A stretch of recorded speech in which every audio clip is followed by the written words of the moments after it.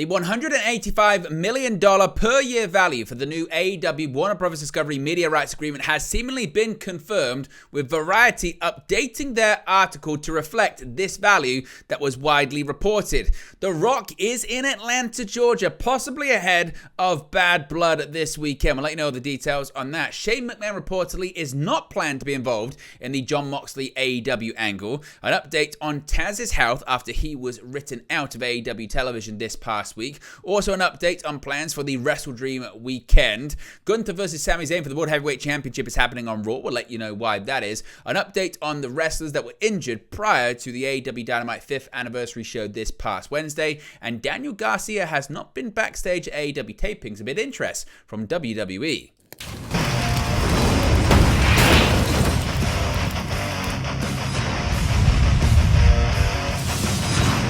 Hey guys, welcome back to Wrestling News 365. Hope everyone is doing very well. As always, there are plenty of news stories to get into in the world of professional wrestling. Let's begin with more details when it comes to the media rights agreement between AEW and Warner Bros. Discovery. Of course, the announcement was made this past Wednesday ahead of AEW Dynamite's 5th anniversary, and there were a couple of figures that were put around regarding how much per year AEW stood to make from Warner Bros. Discovery as part of this new media rights deal. Now, initial reporting from Variety, who broke the story, had suggested that it was going to be $150 million per year. However, other journalists and other outlets later reported that it was around $175 million per year. That was later then reported to be $185 million per year. The likes of WrestleVotes, Andrew Zarian, Dave Meltzer, Sean Ross Sapp were all suggesting that it was closer to that figure. And interestingly now, as you can see on the screen right here, Variety have actually updated their original article with the term updated, and they actually put in that $185 million per year figure.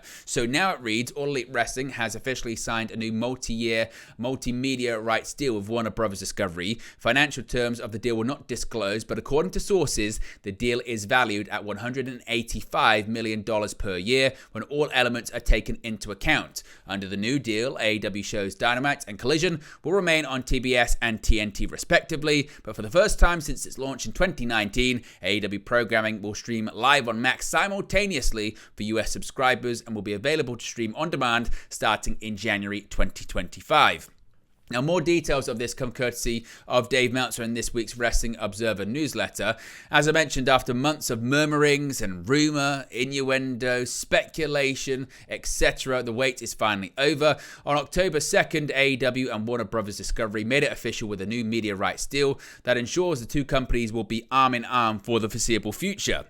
In the latest Wrestling Observer newsletter, Dave Meltzer broke down the details of the multi-year agreement, which dropped just a few hours before the 5th anniversary of AEW Dynamite on TBS.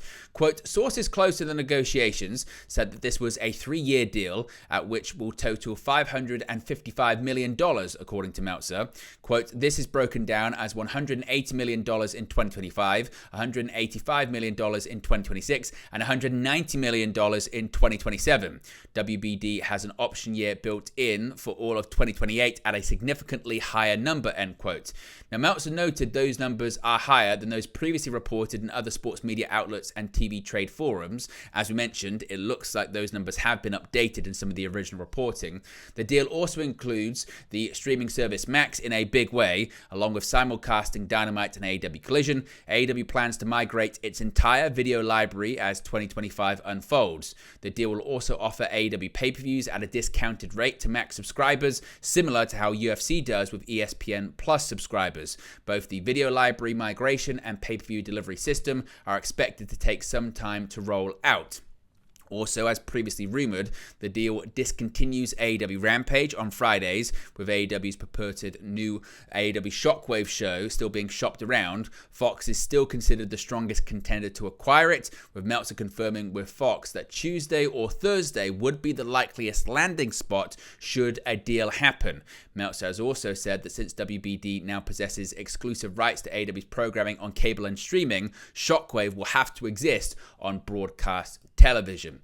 Now, could The Rock return at Bad Blood? Well, we did hear the other day, didn't we, Pat McAfee say to Cody Rhodes, whilst Rhodes appeared on the Pat McAfee show, that the big guy was going to be returning this weekend. Now, seemingly Cody Rhodes didn't know who McAfee was referring to, and McAfee kind of backed off, and maybe he was referring to the People's Champion.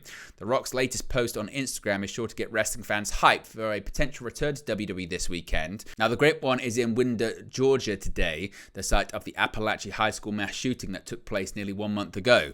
4 people were killed and 9 left wounded after a 14-year-old gunman opened fire inside the school. The Appalachia High School football team is set to host its first home game since the shooting, and The Rock is fulfilling a promise he made to be in attendance. All the best, obviously, to the Appalachia High School football team and the wider Winder community as it continues to move forward in the wake of a absolutely horrible tragedy.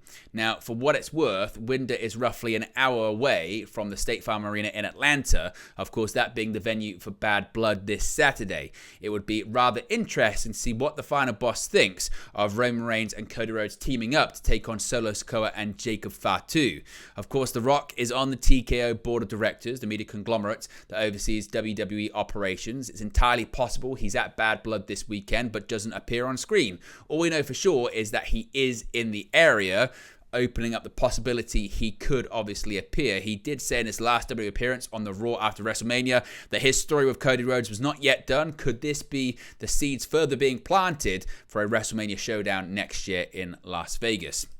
Now, going back to AEW, some had wondered, is Shane McMahon going to be involved in this Jon Moxley angle that we've seen recently? Jon Moxley's violent acts across All Elite Wrestling television have seen the enigmatic former AEW World Champion infer that there is someone pulling the strings and that this is not your company anymore.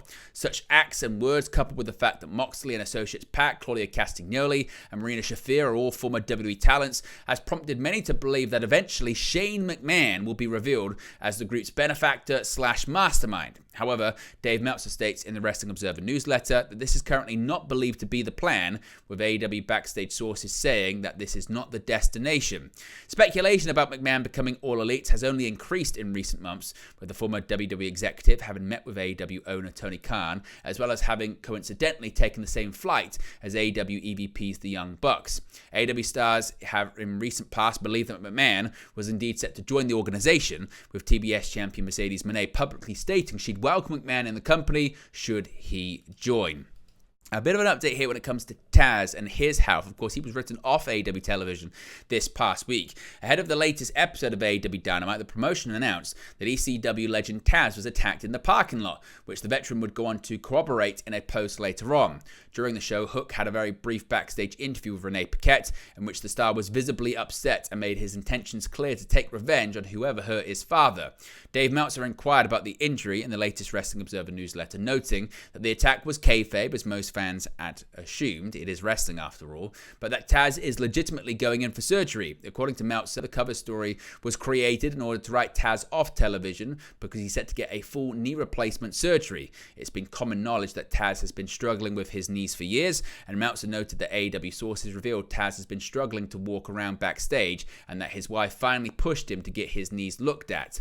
Taz was last seen on television when Hook officially retired the FTW Championship, handing it back to his father. The move was praised by many, as many have assumed that there are too many titles in AEW and one less title might not be the worst thing in the world. Now, as far as Taz himself, he has corroborated the reporting as well, posting on social media today, quote, "Unfortunately, I'll be out for a while. I'll be having a total knee replacement surgery very soon. Talk to you guys down the road." Now, WrestleDream is on the horizon. We have a bit of an update on the weekend plans when it comes to this one. AEW's next pay-per-view offering is right around the corner, as WrestleDream will air live from the Tacoma Dome in Tacoma, Washington on October 12th. Some big matches have already been signed for the event, including Bryan Danielson versus Jon Moxley for the AEW World Championship, and Will Ospreay defending the International Championship against both Ricochet and Konosuke Takeshita. Much like All Out in September, WrestleDream will take place on a Saturday, which has led Dave Meltzer to assess AEW's immediate immediate schedule in the latest Wrestling Observer newsletter. With Wrestle Dream happening on a Saturday, it looks as if there will be no episode of AEW Collision on October 12th, with the show returning on October 19th. While nothing has been confirmed at the time of this recording, Meltzer was told that there could be a scenario where AEW presents an episode of Collision the night before Wrestle Dream on October 11th, which is what they did before All Out. However, Meltzer doesn't believe this is a good one, as the September 6th Collision went head-to-head with SmackDown's final episode on Fox and was crushed in the ratings. Something that Meltzer believes will lead AEW to not go forward with the idea. The October 11th AEW Rampage is currently set to air in its regular time slot of 10 p.m, but if AEW were to have an episode of Collision air before Rampage, they would have to take both shows on the same day as the special Title Tuesday episode of AEW Dynamite. The show is already airing outside of its normal time slot, as well as airing at 9 p.m. instead of 8 p.m, meaning that the episode's first hour will go head-to-head with WWE NXT on the CW network.